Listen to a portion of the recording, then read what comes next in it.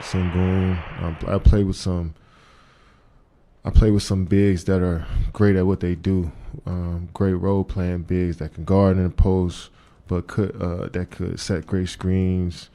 That can finish over the rim. That can block shots. But I think Alpi could pretty much do all of that, a little bit of all of that, and also handle the ball like a guard out on the perimeter. So. What's up, everyone? In today's video, we're talking about Alperen Şengün, one of the most underrated rising stars in the NBA. Before we jump into it, make sure to like, subscribe, and share this video if you love basketball breakdowns like this one. All right, let's get into it. Let's be honest, when people talk about the future of the NBA, you'll hear names like Luka, Wemby, or Anthony Edwards. But quietly, down in Houston, Alperen Şengün is building something just as special. A 6'11" playmaker who moves like Jokic, scores like Sabonis, and he celebrates like he's in some Fortnite battle royale. The question isn't if Şengün is special, it's how long until the rest of the league finally admits it.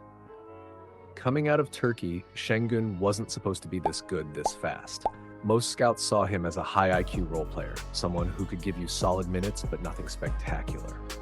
Houston took a chance, trading up for him in the 2021 draft. And from day one, he looked different. The footwork, the timing, the vision, it was all years ahead of schedule. Even opposing coaches said he played with a European calm, never rushed, never panicked, always 2 passes ahead.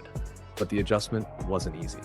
Under Stephen Silas, the Rockets were in full rebuild mode. Chaotic rotations, no structure, and a lot of empty possessions.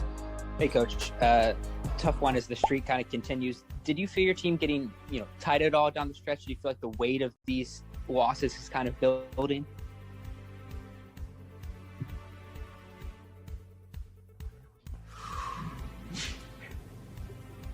Yeah. That looks like a defeated man right there. And I don't blame him. Şengün's game, built on rhythm and reads, didn't always fit in that system. He'd have nights with 20 and 10, then sit for long stretches the next game. There were rumors of frustration, even whispers that he might not be part of the Rockets' long-term core. Then everything changed. I mean, he's really hot.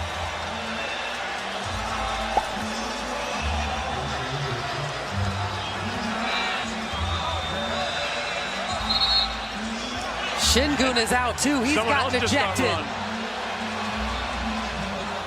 Ime Udoka came in and instantly recognized Şengün's potential as a true centerpiece.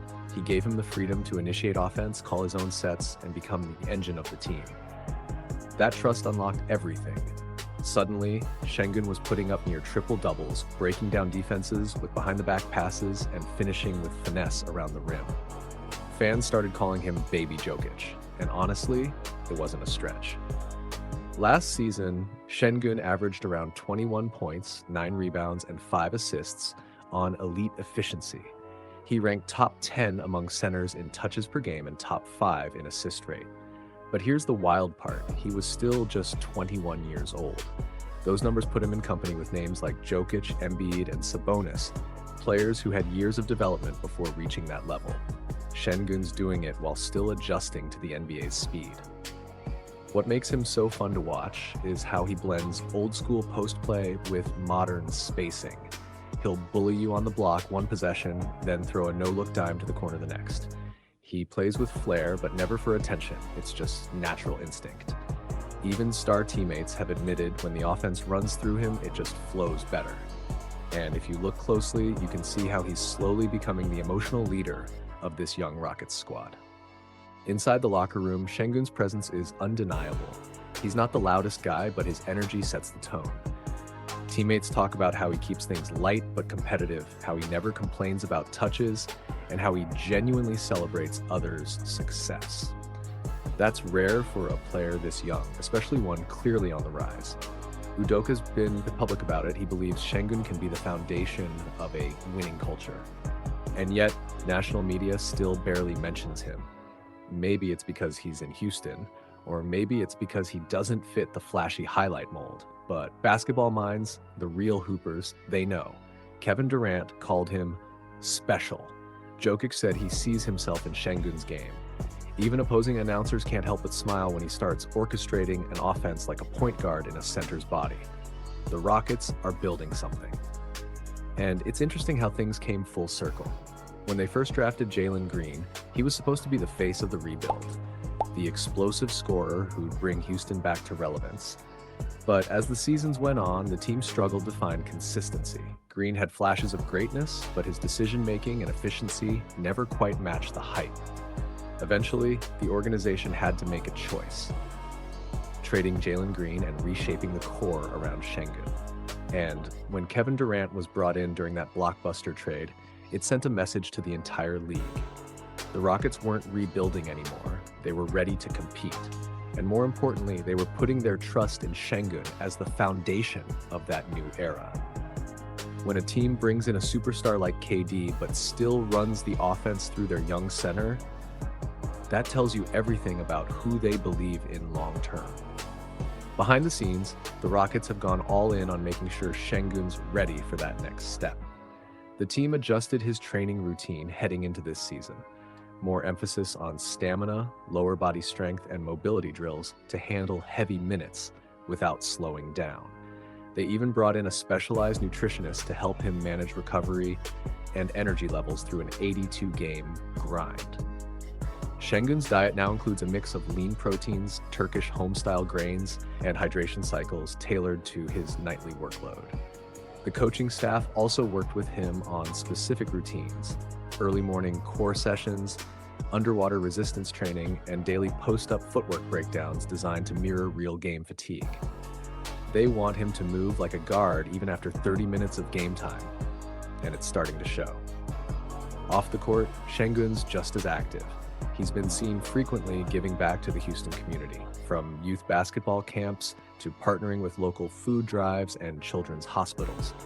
He's made quiet donations to Turkish relief funds after earthquakes back home, and even helped organize charity events in Houston to raise awareness for global causes. What fans love most is how genuine he is about it. He doesn't post everything he does, he just shows up. That's the kind of energy that builds a real connection between a player and a city. The kids who attend those camps don't just see an NBA player, they see someone who remembers what it's like to dream big from small beginnings. And all of it, the extra workouts, the diet changes, the community work, it's turned Şengün into more than just a young center trying to find his way. It's turned him into the face of a culture shift in Houston. A player who not only produces on the court, but represents what the Rockets want to be about off it: discipline, joy, and purpose. Jabari Smith Jr. and Amen Thompson have grown under that system, but Şengün is still the glue. The system works when he's in rhythm. If he keeps developing his defense and conditioning, he could genuinely become an all-NBA player in the next few years. And if the Rockets make a deep playoff run, don't be surprised if Şengün's fingerprints are all over it. So here's the real question. Is Alperen Şengün the next great big man of this era? Or is he just another underappreciated star stuck in a rebuild? Can he lead Houston back to real contention, or will the league sleep on him until it's too late? Because one thing's for sure, if you still don't know his name now, you will soon.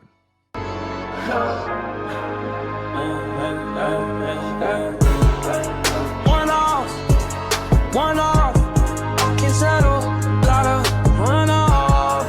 Stacking wins on top, rush lost. Whatever the price, I just lost.